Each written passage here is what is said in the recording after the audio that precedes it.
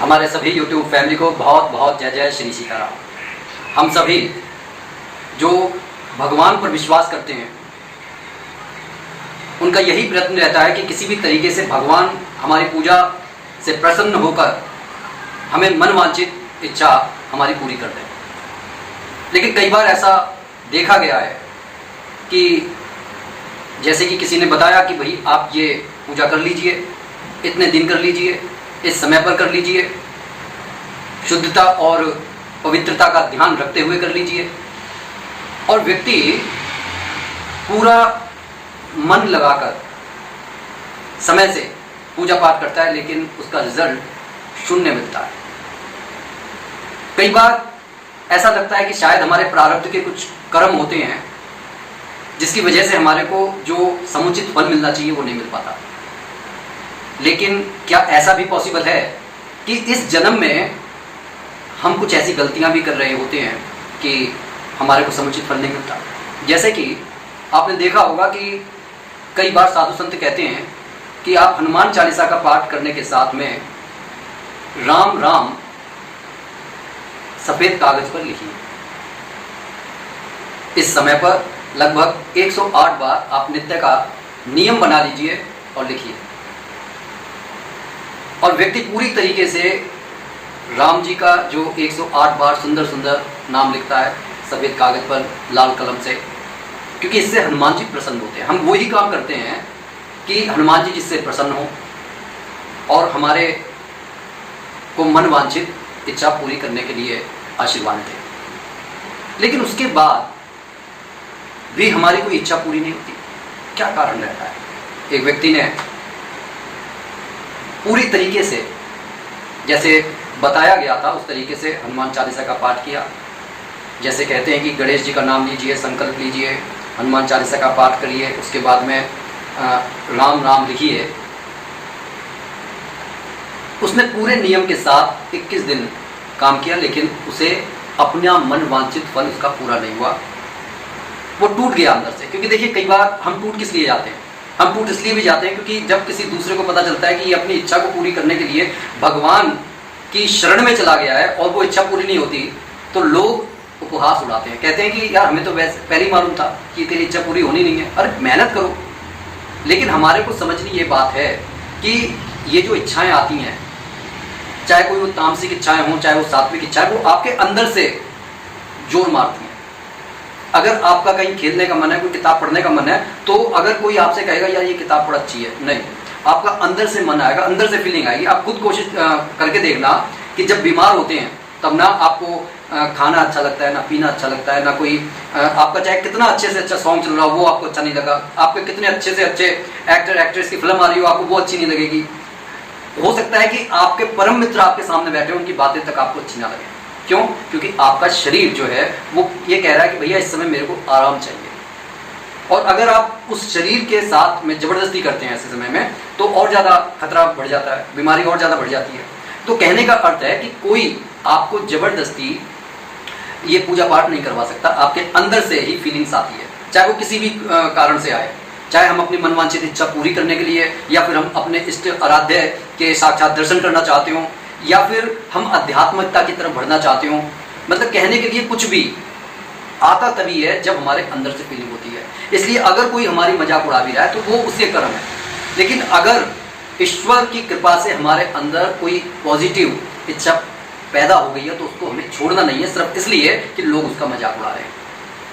अगर आप ऐसा करते हैं तो देखिए उसमें नुकसान हमारा ही होता है, क्योंकि पॉजिटिव इच्छाएं भगवान की कृपा से हमारे को मिलती हैं। जैसे आप अगर ये वीडियो देख रहे हैं और यहाँ तक आप आ गए हैं तो इसका ये मतलब है कि कहीं ना कहीं अंदर आपके एक प्रबल इच्छा है भगवान को पाने की, और आप उस तरफ जाने की कोशिश कर रहे हैं कि भाई किसी भी तरीके से मेरे को ये सॉल्यूशन मिल जाए कि वाकई में भगवान होता है कि नहीं होता है।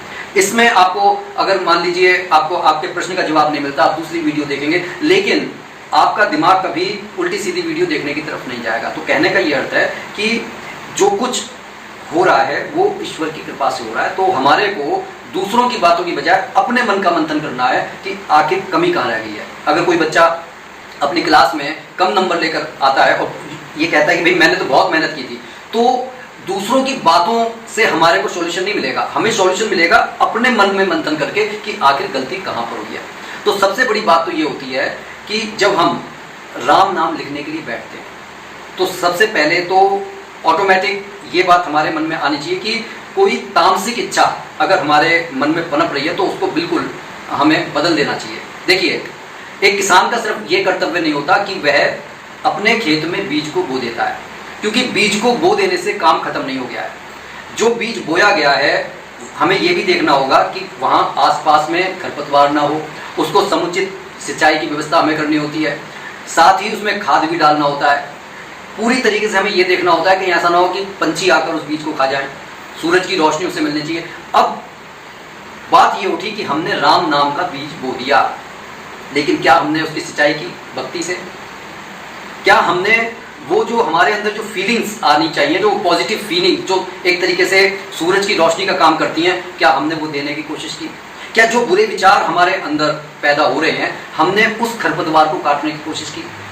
हो क्या रहा है? हमने राम नाम का बीज बो दिया, हमने फटाफट हनुमान चालीसा पढ़ ली, हमने फटाफट बहुत सुंदर सुंदर राम लिख दिया और हमने ये समझ लिया 21 दिन हमारे पूर्ण हो गए। क्या हमने उस राम नाम की औषधि को अपनी आत्मा से जुड़ने का अवसर दिया?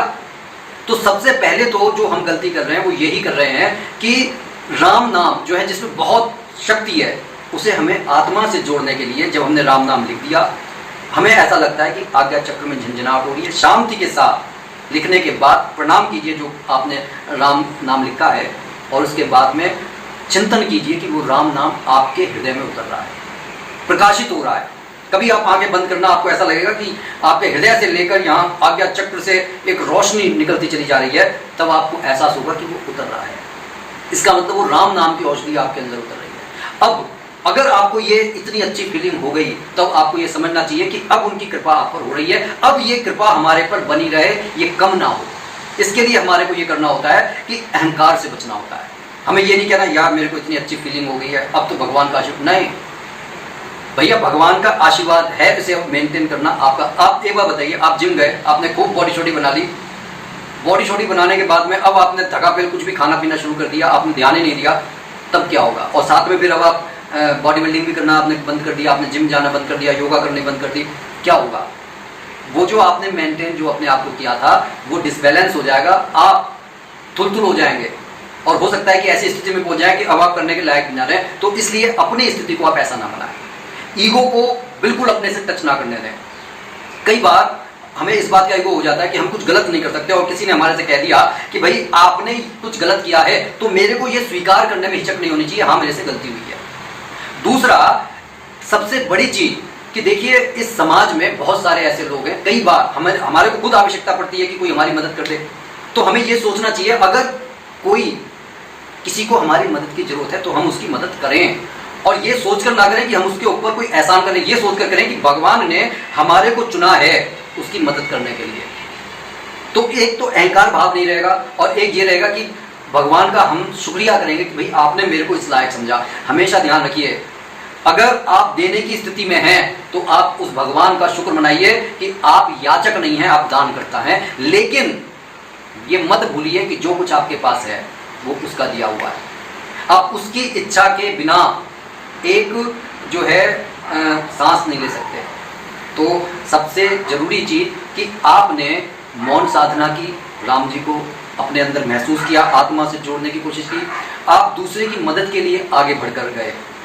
अब सबसे जरूरी बात, इसके बाद में आप पूरी तरीके से देखिए, कोई भी पूजा आज के संसार में निष्काम भाव से नहीं की जाती, लेकिन कम से कम हम भगवान को ये तो जता सकते हैं कि हे प्रभु आप मुझे कुछ दें ना दें, लेकिन अपनी कृपा सदैव मेरे पर बनाए रखें, और मेरे मन के विकारों को आप हमेशा खत्म करते रहें।